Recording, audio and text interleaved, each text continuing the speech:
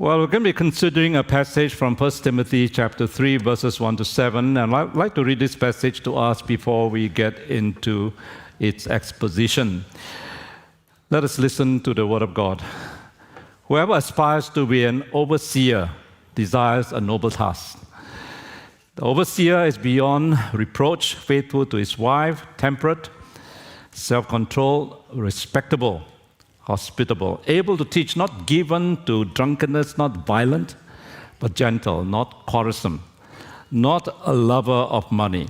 He must manage his own family well, not a recent convert, or he may become conceited and fall under the same judgment as the devil. He must also have a good reputation with outsiders, so that he will not fall into disgrace and into the devil's trap.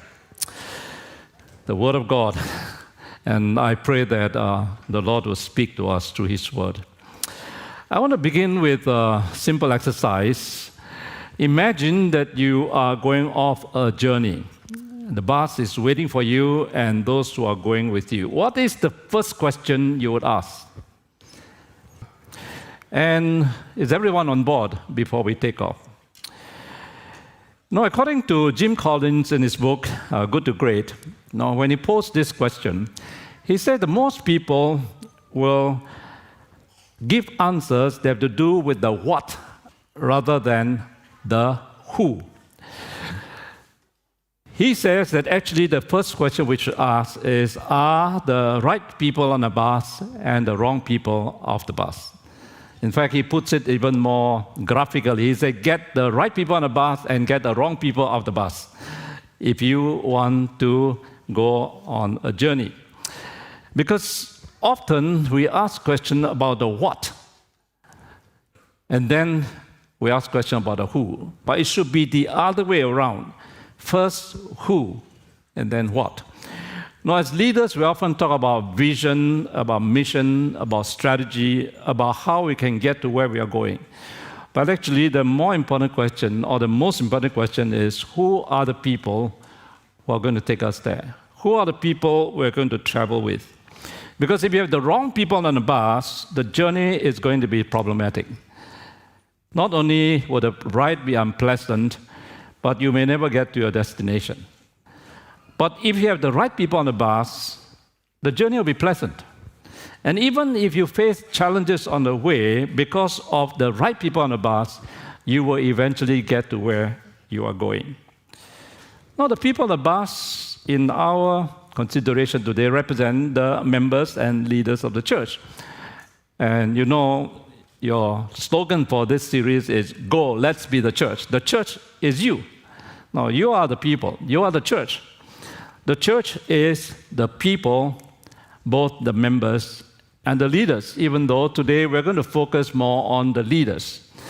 But that doesn't mean that you members can sit back and as you listen to the sermon, you said, yeah, this leader doesn't have this qualification. I don't know why he's the leader. Or I think this leader has most of the qualification. I don't want you to be sitting in judgment of your leaders in the church. Bear in mind that many of these qualities we're talking about, qualifications we're talking about, apply also to you personally. And you do have a role in the kind of leaders you put in leadership position in your church. Sometimes I meet people who complain about their leaders. And I ask them, aren't you not responsible that these leaders get into position of leadership? Maybe because you are apathetic, because you have never tried to encourage good leaders to take up leadership position. Maybe you have frightened away good leaders by your criticism. So as members, you are responsible. Who get into leadership positions and who lead the church? Now, today we're also talking about spiritual leaders. Spiritual leaders. And spiritual leadership is slightly different from secular leadership or administrative leadership. You know, spiritual leadership is such that it covers every area of your life. Now, in secular leadership, as long as you perform well in your office, as long as you perform well in your work, and as long as you don't do anything that's illegal or anything that is morally and publicly unacceptable, you're okay, no? No, When you finish your day of work, you switch off and you go back and do something else. Also in secular leadership, especially in the corporate world, you lead from a position of power. Now, you can motivate people by promising them pay increases, or you can threaten them by saying, if you don't do well, I'm going to sack you. Or very much like in the army. Now, you lead because of your rank. The people obey you because they have to, not because they want to. But in church leadership, it's quite different. In spiritual, godly leadership of church leaders, you don't have the kind of ways to motivate people or ways to threaten people. And that is why one management guru said that leadership in the church or leadership in any non-profit organization is leadership in its purest form, because you cannot motivate people with material rewards. They're volunteers, and you can't sack them if they don't do well. So that's why leadership in the church is one of the most difficult, if not the most difficult forms of leadership, or leadership in its purest form. You are leading people who are following you because they want to, not because they have to. So, what kind of leaders should you be? What kind of leaders should we have in our church? Now, let me suggest we consider the kind of leaders we want to see in the church according to three categories: the calling, the character, the competence, and the chemistry. And all these four areas are covered in the text that has been read just now. So these are the 4 C's. In fact, I used these 4 C's when I was a senior pastor. We are hiring staff. Now we've asked them, do you feel that you're called to this position? What are your character references? What are you good in doing? What do you do best? And then, can you get along people? Chemistry. So let's look at them one by one. Calling. Now this calling must come from above. We read in the verse 1 of the passage just now, whoever aspires to be an overseer desires a noble task. Now we take the overseer to mean a leader. Now it can be a shepherd, it can be an elder, it can be a pastor, it can be a ministry leader. But let's look at leadership in general, but in particular the pastors and elders of a church. If you aspire to be a leader, it says here, you desire noble task. Now, often we begin with the desire. You see something in the church, you see a need in the church, you see something the church needs to be done, and there is this desire. So what you do is you aspire to do something about it. Now, as long as it is something that not only comes from within, but it is something that comes from above. Now, there's a difference between someone who is driven from within, driven by a desire to prove himself, a desire to be popular, a desire to show himself to be capable. If it comes from within alone, it's not good. It has to be matched by the calling from above. So we say that there's the difference between someone who is driven and someone who is called. Someone who is driven has a lot of ego to prove. It's driven by a lot of self and ego and the desire to prove himself. But someone who is called from above, he serves because he believes God has called him to do. He's responsible only to God. And one of the signs of someone who is called, as opposed to someone who is driven, is when he feels the need to serve, he feels that he is the least worthy person to do it. Like Moses. When Moses was called by God at the burning bush, his first reaction was, who am I? I can't speak. When I invite people to serve in ministry, very often that's what they say, Go and ask somebody else. No. Are you sure you want me? Who am I? And I always tell them, that's the first qualification. Now, when you say that you're not worthy, that's the first qualification. Then you know that it is not something that's driven from within. It is something from above. So that's calling. Calling is something that comes from above and not driven from within. And then there's character. Character is who you are. Competence is what you do. And character always comes before competence, because character is more important than competence, even though we need both. What is character? I like to think of character as integrity. And the word integrity comes from the word integrated or integers, whole numbers, wholeness, all connected together in one whole. One and the same. You're one person when you're alone, you're the same person you're in the public. You're one person you're in church, you're the same person when you're at home. You're one person on Sunday, you're the same person when you're working on weekdays. You're one and the same person. That's integrity. You're not a different persons in different arenas of your life. There was a pastor, as he stood up to preach one Sunday, he saw his wife walking into the church with their 2 children, each carrying a suitcase. After the service, he asked the wife, what are you doing with these suitcases? And the wife said, the children and I, we had a long talk last night, and we think we like you better in church. So we are coming to live in the church. Now, it's possible for you as a public figure to be one person, and then at home or somewhere else where no one's watching to be a completely different person. Now, that's character. So there are 3 areas that Paul talks about here. One is having to do with your mastery of self, how you control yourself, how you manage yourself.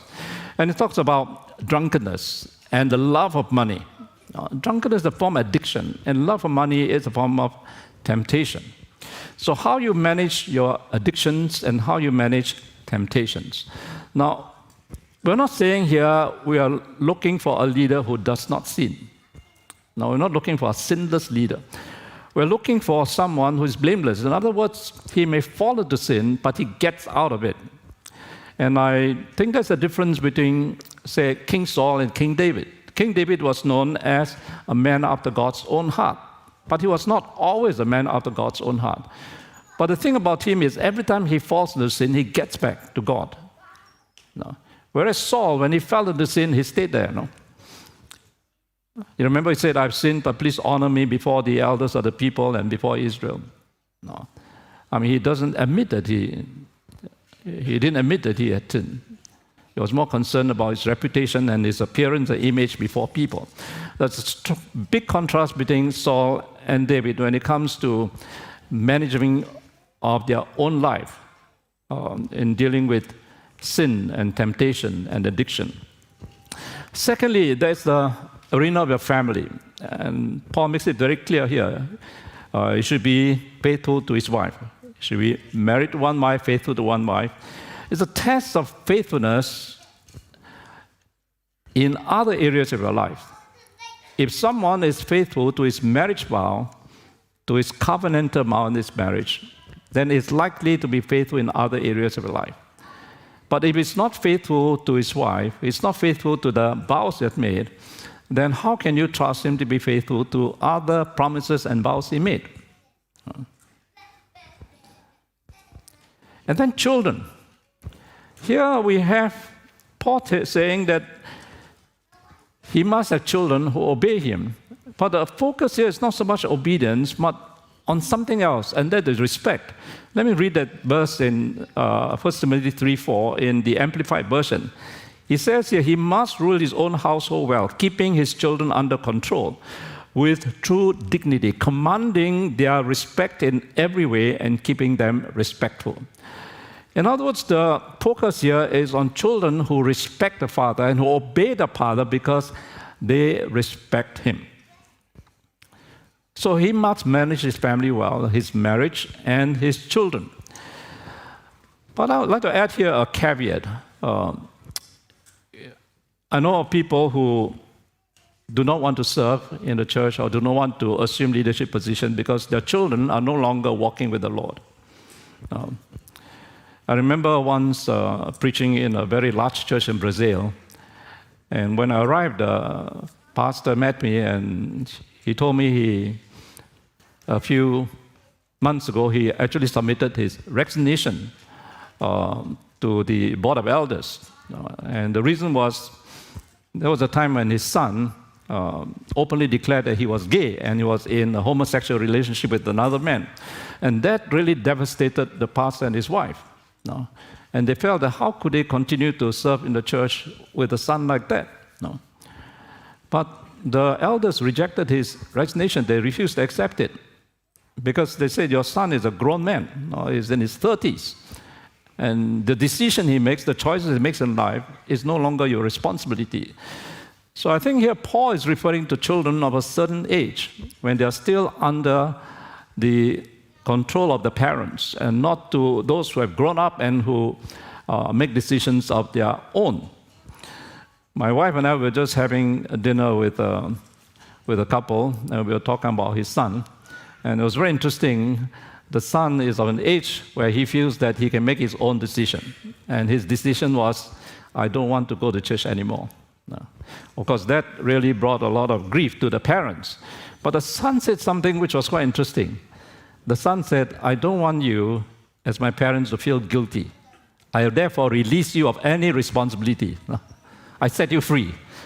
This is the first time I heard of a child setting the parents free. We always thought of parents setting the children free, but here's an amazing young man who said, I don't want to go to church anymore, and please don't feel guilty about it. No, I make my decision. Well, it was a great relief to the parents, no? And the parents said, okay, no, you're old enough to decide for yourself, you choose. No? So I believe that Paul here is talking about children who are still under our care, and we feel we are responsible for decisions to make. But after a certain age, the children make their own decisions, and we should not feel too bad about it. And then there is also the arena of the world. And he says that it should be a broad approach, it should be respectable, he should be of good reputation. When I was pastoring my first church, one of the things that I like to do is to meet people for lunch. And I usually let them meet them for lunch at their workplace. And I always say that, can I come to your office and meet some of your colleagues before we go for lunch? And the reason is I want them to feel comfortable with a pastor meeting them at their place of work. And I have a few members who say, no, let's meet at the restaurant. No, I don't want you to meet my colleagues. And sometimes I wonder it's because they're afraid that if I meet my colleagues may say something bad about them. But here Paul is saying that your testimony is not only in the church, it's not in the home, but also in your workplace. Now, what kind of testimony do you have at your workplace? What do your colleagues, especially those who are not believers, what do they say about you? Thirdly, let's move on, competence. And here Paul throws in two things, quite kind of into the mix of all these qualities and qualifications of church leaders. And one is teaching, and the other is hospitality. Interestingly, teaching and hospitality seems to be two things that Paul puts in as high priorities for leaders. Well, teaching means you know your word. You know the word of God, you're able to articulate it, and you're able to teach it.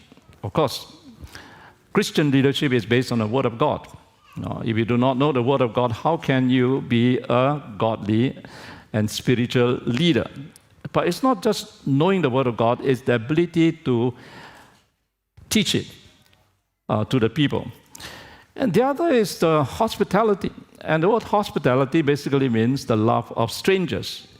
He must be able to relate with people that he does not know. And of course, it's important for you as a leader for you to be able to reach out to different segments of the church or different segments of society. But what if we say, I've been called to leadership, but I cannot teach. And I'm an introvert. No, I don't like people. I don't like to talk to strangers. No, I'm not a people person. No, I'm a task person. I like to perform tasks, but I don't like to meet people or talk to people. Well, if you look at Jesus, those are the two things said of him. When he taught, the people said, no one teaches with such authority, unlike the scribes and the Pharisees. Jesus was a master teacher. And then Jesus also known as the friend of sinners. He was able to relate with people across the spectrum, from the religious leaders down to the scribes from the scribes and Pharisees down to the tax collectors and the sinners and the publicans, the prostitutes. So it seems that we are asked to, if you're in a leadership position, to be like Jesus, to be able to teach and be able to reach out to people at all levels.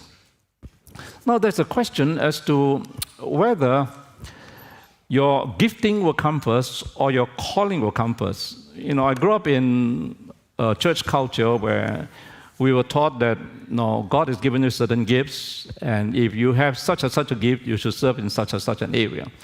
So, for example, if you have the gift of friendliness, then you should serve in the hospitality ministry. If you have a gift of managing finances, you should be a treasurer of the church. So we're all the time looking for people with certain gifts, and then we fit them into ministries.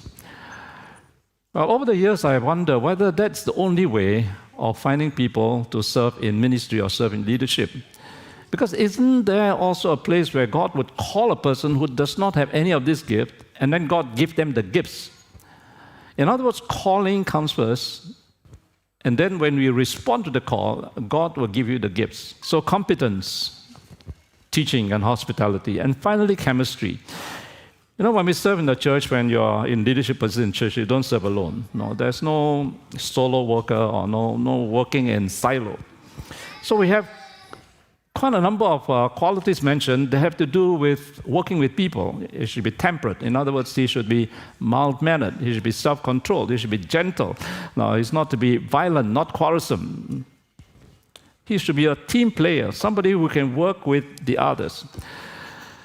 One of the most difficult things to do in leadership is when you have to work with someone who is difficult.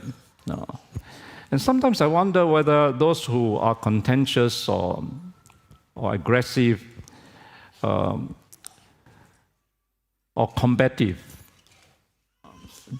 beneath all this, there may be this insecurity. This need to prove yourself. This need to validate yourself by asserting yourself.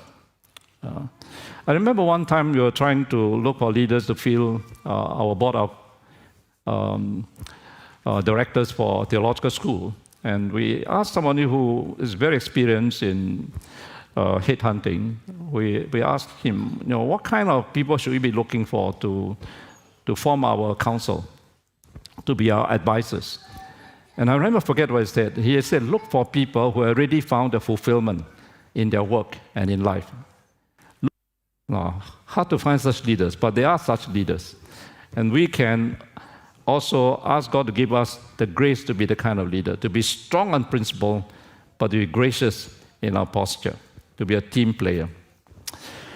Finally, it's interesting that in this short passage, Paul makes mention of the devil twice. The first time he mentioned that you should not have a recent convert to serve in leadership, because the convert will become proud, and he will fall into the trap of the devil. The devil fell because of pride. He was promoted to a position of leadership or power, and because of this, he became proud. He rebelled against God, and God cast him out of heaven together with all his minions. Now, the other reference to the devil is, leaders got to be very careful, especially leaders who are well established, they're veterans, they seem to have made it, then they become proud. They let their guards down, and that's when they also fall. And the devil particularly attacks leaders who are well known, who are up there, because he knows that if he takes the leader down, the leader will take all the followers down with him. So the devil is a strategist. He goes for, the high level fruits. So we need to watch one another's back as leaders. Don't assume that just because somebody has been in a leadership position for some time and seem to be doing well, that he will be always there, because the devil can take the leader down.